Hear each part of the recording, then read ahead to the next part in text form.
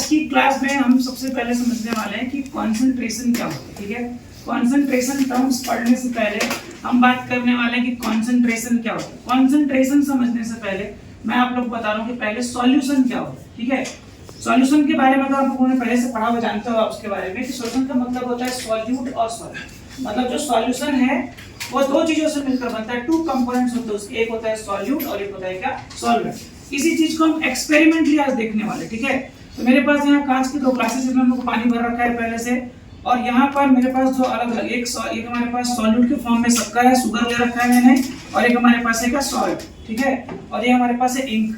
ठीक है, हम इसके थ्रू भी सॉल्यूशन जो है वो बना सकते हैं। ध्यान से देखेंगे आप लोग कि जब मेरे पास मान लो एक स्पेसिफाइड अमाउंट, सपोज मान लेते हैं कि हमारे पास 100 ml है। ठीक है, अभी तो 1 लीटर नहीं बना सकता तो मैं 100 ml लेके चलूँ।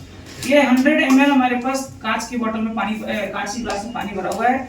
इसमें ये हमारे पास एज अ सॉल्वेंट ले रहा हूँ। क्या ले रहा हूँ मैं इसको, एज अ सॉल्वेंट। आप सभी को पता होगा water is a universal solvent, right.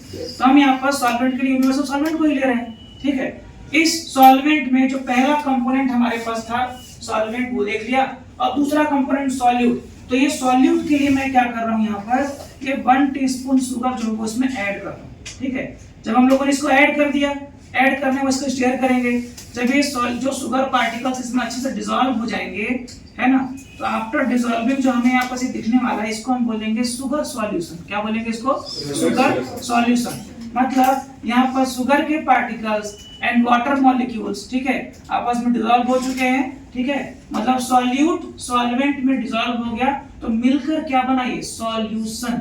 क्या बोलेंगे इसको हम लोग, सॉल्यूशन। इसी टाइप से अगर हम चाहें तो इस 100 ml वाटर में अगर मैं यहाँ पास 1 टीस्पून जो सॉल्ट है वो ऐड कर दूं, ठीक है, अब जो ये सॉल्यूशन बन गया इसको हम क्या बोलते हैं, सॉल्ट सॉल्यूशन। क्या बोलेंगे इसको, सॉल्ट सॉल्यूशन, है ना। हम अगर चाहें तो इस इंक को अगर इसमें पोर कर दे, थोड़ा डाल दे 2-3 बूंद वगैरह, तो ये भी लिक्विड के फॉर्म में सॉल्यूट हमारे पास रहेगा। और इस सॉल्वेंट, आप सभी को मालूम होगा सॉल्वेंट को हम यूजुअली ग्रेटर अमाउंट में ले रहे होते हैं और हमारे पास सॉल्यूट लेसर अमाउंट में रहता है। ठीक है, या ऐसा बोल सकते हो कि लेसर अमाउंट में जो चीजें प्रेजेंट है वो सॉल्यूट है, और जो ग्रेटर अमाउंट में वो क्या रहेगा हमारे पास, सॉल्वेंट। तो ये तो हमारे पास बच्चों के सॉल्यूट और सॉल्यूशन, सॉल्वेंट मिलाकर सॉल्यूशन कैसे बनाते हैं।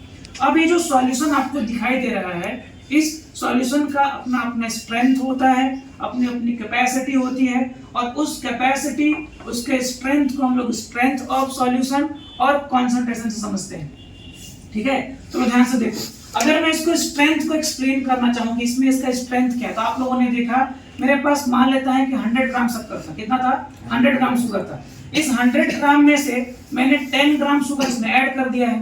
ठीक है, अब ये जो 10 ग्राम शुगर है, तो मतलब इस पर्टिकुलर वॉल्यूम जो ml में, सपोज हम लोगों ने 100 ml ले रखा था, तो 100 ml के रिस्पेक्ट में जितना हम लोगों ने शुगर पार्टिकल यहाँ पर ऐड किया गया है, तो अमाउंट ऑफ सब्सटेंस या वेट ऑफ सब्सटेंस इन ग्राम, जो सॉल्यूट हमारे पास है, volume of solution in litre, चूंकि हम लोग लीटर नहीं यहाँ पास ml लेके चल रहे हैं, अगर हम चाहें तो इसको 1 लीटर के रिस्पेक्ट में अगर करेंगे तो हमारे पास 1 लीटर हो जाएगा।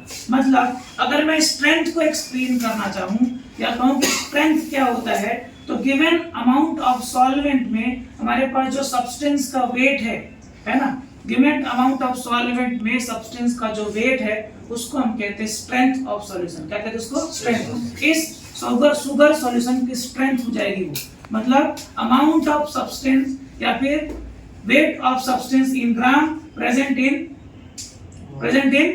1 लीटर ऑफ सॉल्यूशन, या फिर सॉल्यूशन का जो भी, सॉल्वेंट का जो भी हमारे पास वेट आएगा उसमें। तो हम बेसिकली अगर आइडेंटिकली डिटरमाइन करना चाहें, डिफाइन करना चाहें, तो amount of substance in gram dissolve in पर लीटर ऑफ सॉल्यूशन को होता है उसका स्ट्रेंथ। अब इसी के टर्म्स में हम लोग कंसंट्रेशन को भी एक्सप्लेन कर सकते हैं। एक बात अगर बोला जाए कि कंसंट्रेशन और स्ट्रेंथ दोनों सेम है तो कोई दिक्कत नहीं, वो दोनों सेम ही होता है।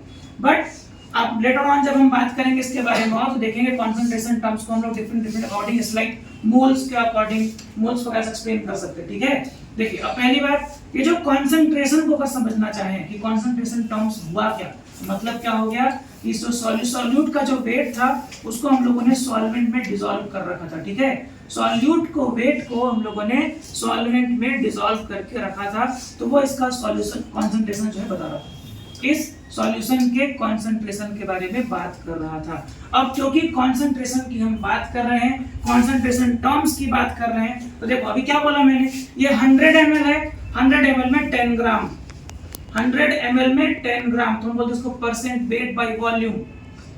तो इस प्रकार से डिफरेंट अलग अलग कंसंट्रेशन यूनिट्स हमारे पास होती है, टर्म्स होते हैं बेसिकली। जैसे इसमें हमारे पास 10 ग्राम शुगर बोला था ना मैंने, तो 10 ग्राम शुगर में हम लोगों ने 100 ml में डिसॉल्व कर रखा है, मतलब वो हमारे पास हो जाएगा परसेंट वेट, उसको हम कहेंगे, ठीक है। अगर इसी टाइप से अगर इसको मैंने सॉलिड ले रखा होता तो मेरे पास होता है percent weight by weight, percent weight by wait, क्योंकि हमारे पास यहाँ पर सॉल्वेंट ml में है, इसलिए हम लोगों ने बोला परसेंट वेट बाय वॉल्यूम। अगर हमारे पास ये सॉल्वेंट सब्सटेंस जो है हमारे पास, ये सॉल्वेंट सॉलिड होता, सॉलिड में हम सॉल्यूट मिलाते तो हम उसको क्या कहते हैं, जैसे मान लो मेरे पास ये शुगर पार्टिकल्स है, इस शुगर पार्टिकल्स में अगर मैं सॉल्ट को ऐड कर दूं तो ये शुगर एज अ सॉल्वेंट ले रहा हूं मैं, और सॉल्ट एज अ सॉल्यूट, इसको क्या बोलेंगे, percent weight by wait solution. ये भी सॉल्यूशन ही होगा लेकिन उसको हम कहेंगे परसेंट वेट बाय वेट। तो हम डिफरेंट कंसंट्रेशन टर्म्स को एक्सप्लेन कर सकते हैं, जैसे कि molarity, molality, mole fraction, normality, percent weight by weight, percent weight by volume, percentage मतलब percent volume by volume, parts per million, इन सारे चीजों को हम इन मेजरमेंट के थ्रू एक्सप्लेन जो करते हैं, जिसको हम कंसंट्रेशन टर्म्स के नाम से जानते हैं, ठीक है।